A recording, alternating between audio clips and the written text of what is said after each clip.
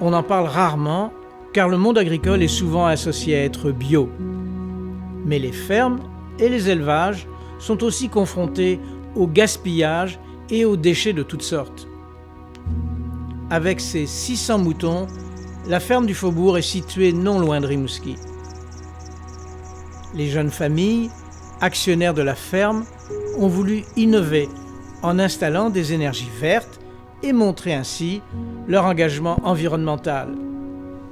C'est une attitude nouvelle qui essaye aussi de moins gaspiller de l'énergie.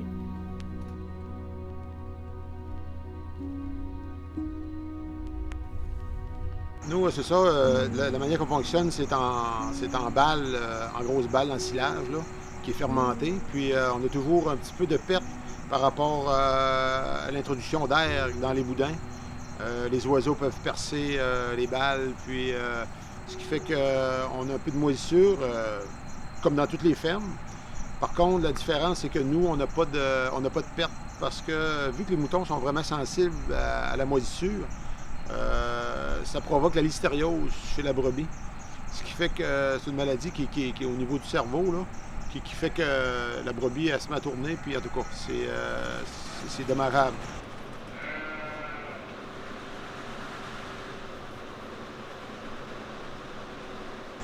Ce qui fait qu'aujourd'hui, toutes les balles qui ont un petit peu de moisissure là, par rapport à l'air là, qui est rentré soit par les corneilles ou par les oiseaux, les autres oiseaux, ou la vermine, on les prend et on donne ça aux animaux à bœuf, les vaches à bœuf. Le gaspillage du foin, c'est aussi une problématique croissante dans nos fermes, alors que les changements climatiques réduisent les récoltes de fourrage à cause de la sécheresse. Jusqu'ici, dans une bergerie, le foin contaminé était perdu. Mais ici, il est réutilisé pour nourrir d'autres troupeaux. Donc, de cette façon-là, on n'a aucune perte. Là. On est à zéro perte là, au niveau de l'ensilage de foin.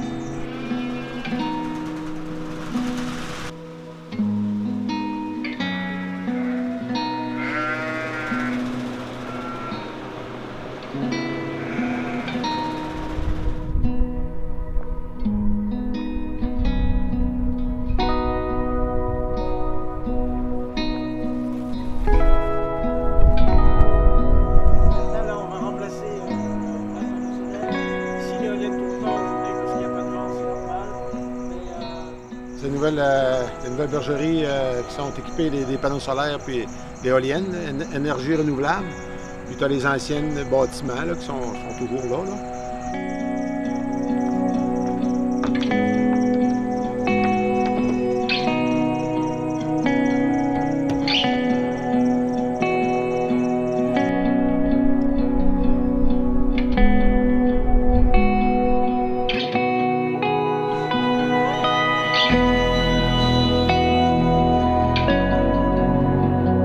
Les jeunes animaux dont on se débarrasse dans les élevages, c'est un sujet tabou. Mais cette jeune agricultrice a amorcé une réflexion sur ce type de gaspillage. Comme enseignante, elle tente de transmettre de nouvelles valeurs à ses élèves et par des gestes concrets, elle cherche elle-même des solutions. On a toujours fait l'élevage des lapins. Puis on a eu longtemps des poules. Et donc mon père, quand il est parti dans sa maison, j'ai gardé des lapins. J'ai décidé de garder des géniteurs et j'ai continué à faire l'élevage des lapins. Josiane Otis, je suis enseignante en protection et exploitation des territoires fauniques en formation professionnelle à Causa-Psychiatre. Donc c'est un petit village à la fin de la vallée de la Matapédia. Ici on est à Saint-Noël. Donc en fait, je promène en voiture des deux côtés de la vallée. On est dans la maison familiale de mes parents. Je suis de retour dans la région depuis 4 ans. Mais là, moi, j'aime bien les défis. Je me disais, on n'a plus de viande parce que mon père avait arrêté l'élevage. Donc, on s'était mis à la chasse la première année, au gros gibier. On a été chanceux, on a chassé un orignal la première année. J'ai abattu une belle femelle. On a eu de la nourriture, de la viande pour l'année et encore plus. Mais les 2 années qui ont suivi n'ont pas été très chanceuses. Et donc, on n'a pas abattu d'orignal, notre groupe de chasse. Et donc là, cette année, donc l'été qui vient de passer, je me suis dit, il nous faut une alternative. Si on n'est pas capable d'aller chercher toute notre viande dans la forêt, donc on chasse aussi les oiseaux migrateurs et des choses comme ça, J'ai dit, ben, je vais avoir des animaux. Donc, la première année, j'ai eu des agneaux. Les agneaux, je les achetais à un producteur juste avant qu'ils partent à l'abattoir comme agneaux de lait. J'achetais les agneaux, puis moi, je les rendais jusqu'à agneaux pleins.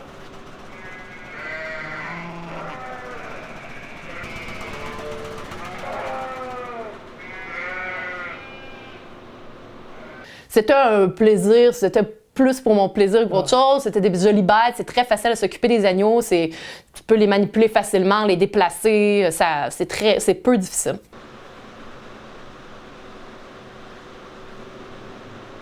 Donc, ça a été mon premier été. Et là, le deuxième été que j'étais ici, donc cet été, ça a été un concours de circonstances. J'étais dans une activité que la MRC avait organisée pour les nouveaux arrivants. Je me considérais encore comme nouvelle arrivante puisque j'étais dans le retour de la région seulement depuis 2 ans, bien que j'étais originaire d'ici. Et j'ai rencontré le nouvel agronome de la MRC.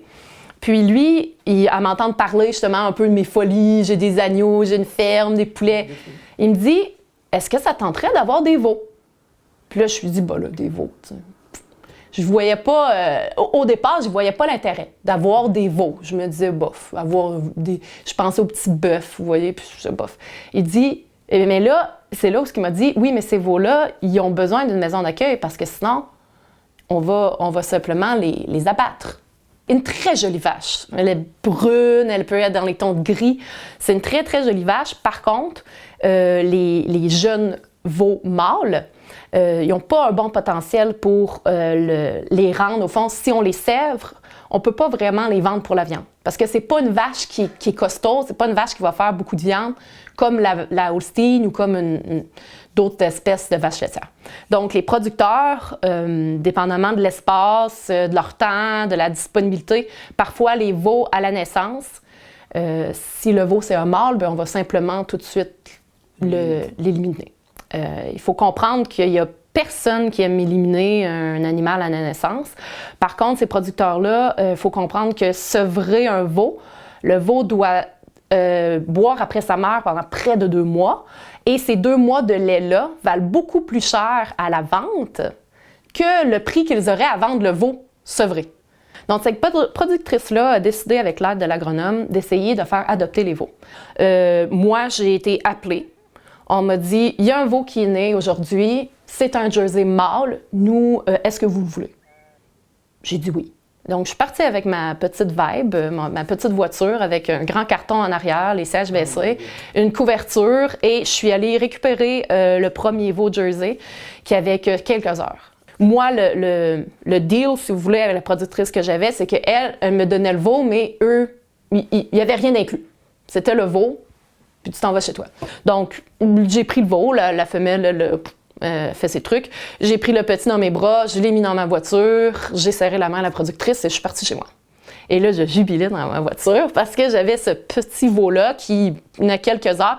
Un veau naissant, je sais pas, je ne l'ai pas pesé, mais pas beaucoup plus lourd que mon labrador, là, donc un 60-70 livres, mais c'est que des os. C'est très, très grand, mais c'est tout en os. Là. C'est vraiment la peau et des os. C'est une grosse bête, mais vraiment pas beaucoup de viande. Et donc, j'ai emmené Ragout. Donc, je lui ai donné un nom propre à son futur. Bien que les gens trouvent ça... on aime donner des noms. On s'attache aux choses qu'on donne des noms.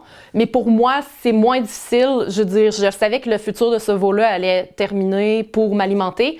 Et pour moi, c'est moins difficile de lui donner un nom approprié. Donc, c'est moins dur de tuer Ragout que de tuer Charlie ou n'importe qui d'autre. Hein? Donc, c'était Ragout.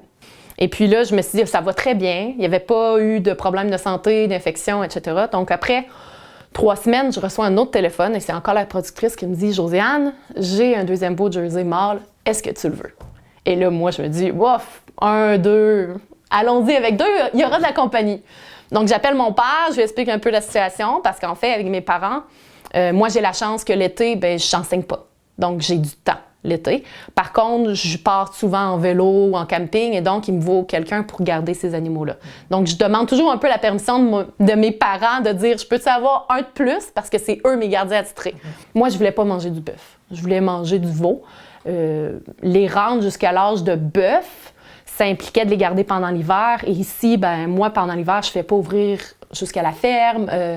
Vider une ferme à la main l'hiver, ça gèle, c'est compliqué. Donc, je m'étais dit, non, moi, quelque part en novembre-décembre, je vais les abattre. Quelle que soit leur taille, ce sera ça, et je vais les abattre. Et finalement, on a quand même eu une belle surprise parce que je les ai eus pendant 6 mois de temps, ragoût et bourguignon, qui se sont tenus compagnie tout l'été avec 2 autres agneaux que j'avais cet été.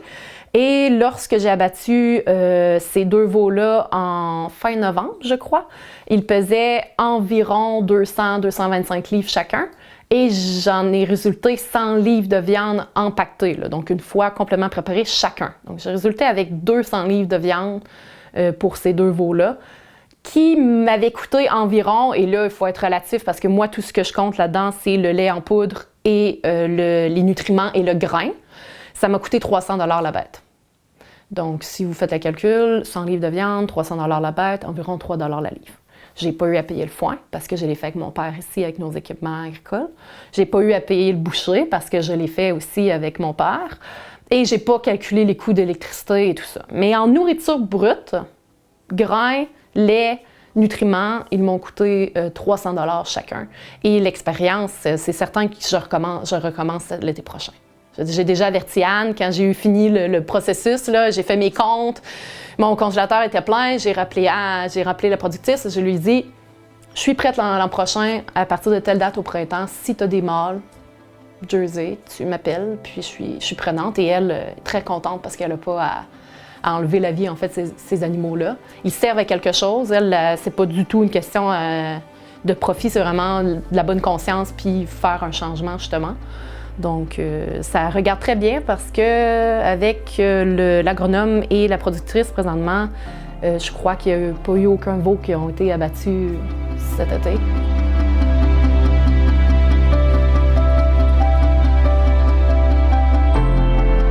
Moi, j'ai 5 filleuls et nièces qui sont tous et toutes venus ici cet été, qui ont nourri les veaux, qui ont eu du plaisir avec eux. Ils savaient très bien c'était quoi le futur des veaux et des agneaux. Et de tous les lapins depuis qu'ils sont tout petits. Et ils en ont tous mangé à Noël.